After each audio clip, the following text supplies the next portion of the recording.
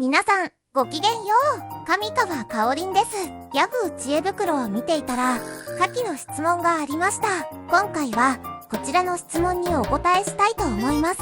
それでは、早速行ってみましょう。質問1、iPhone 8と iPhone 11でしたら、どちらの方が使いやすいですか？11の方が重い分不便ですかね。2020年4月21日ということなんですが、実は私は iPhone864GB を約4年間使っていて、バッテリーは一度交換したんですが、iPhone ストレージが足らないことが唯一の不満ぐらいで、特に iPhone8 に何の故障もなく、ほんと丈夫ですね。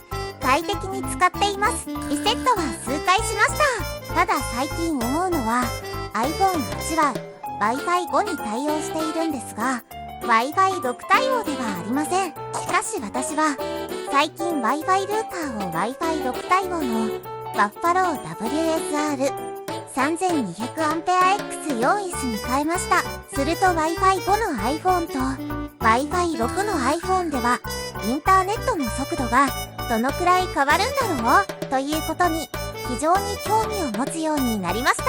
あまり差があるようなら、そろそろ iPhone8 を買い替える理由になるかなと思うようになりました。しかし買ってみて、なんだ速度は全然変わらんじゃないかとなるのも嫌ですよね。そうなりそうということで、どうしてもその差を調査してみたくなり、たまたま私の家族が Wi-Fi 6対応の iPhone SE2 を使っていましたので、無理言ってお借りしてアプリをインストールして測定をしてみました。その結果、大変興味深い事実が分かりましたので、結果をお知らせしたいと思います。それでは早速行ってみましょう。1、リンク速度の測定結果。まず、Wi-Fi ルーター WSR3200AX 用イスと iPhone のリンク速度についてなんですが、これはWi-Fi スイートスポットというアプリをインストールして測定しました。すると iPhone8 では、リンク速度は最大でも 580Mbps が限界だったんですが、イホネーゼ2で測定したところ、なんと最大 760Mbps を叩き出しました。これは素晴らしいねですよね。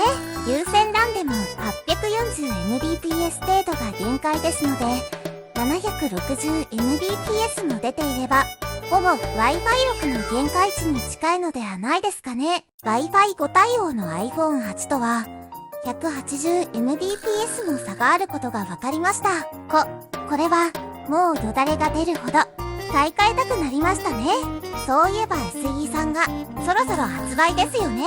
SE2 の安いのが、中古で出てくるかな。2万円台ぐらいまで、安くならないかしら、と、いろいろ思いが巡ってしまいました。わらわらわら。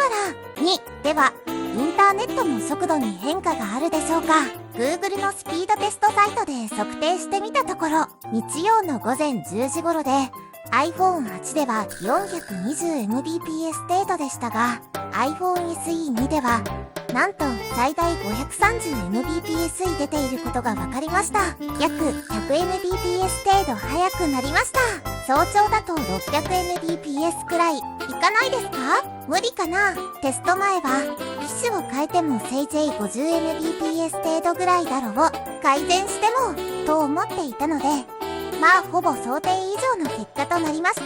PC の有線 LAN 接続でも最大 600Mbps 程度でしたので、まあ妥当な数字かもしれません。3、では iPhone から NAS に Wi-Fi でファイルを転送した場合、速度が変わるでしょうかということなんですが、iPhone8 では 60Mbps ぐらいの速度が出ていましたが、iPhone SE2 では、なんと80から90まで MB/S の速度が出ました。これは間違いなく速くなったように思います。びっくりファイヤー。ということで、Wi-Fi 6にしたら速度が変わるかという点については、インターネットは光回線の影響もあり、限界があるとは感じましたが、少しですが、確実に改善されたと思います。また、ファイル転送では、もろ Wi-Fi の影響で飛躍的に速くなったと思います。これはもう、そろそろ買い替え時期かな。本当安いの出ないかしら。わらわらわら。以上です。